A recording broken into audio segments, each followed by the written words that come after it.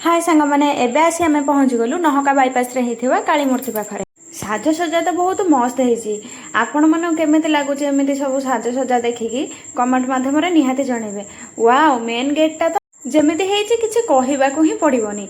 एपटे देखो गणपति बापा गोटे विशाल लाइट मूर्ति तैयारी कर चलतु जीवा देखा एवं माँ से जो गेट पाखे आउ कौन कौन सब कलाकृति कर देखिपे माँ से गेटा केते सुंदर हो पूरा निखुण भाव में तैयारी कर मयूर 3टा होती बहुत भिड़ ये लोक फोटो उठाइवाई आउ एठी आदिवासी भाई मानकर 2टा प्रतिमूर्ति तैयारी करछन्ती। सेपटरे कला भालू गोटे धला भालू गोटे ठिया करछन्ती। किए छुआ देखिकी कांदुची तो आउ को छुआ देखिकी खुशी होइकी जाइकी फोटो उठाउछन्ती। माँ को पाखरे जतिकी भिड़ नुहे से भालू पाखरे बहुत लोकंकर भिड़।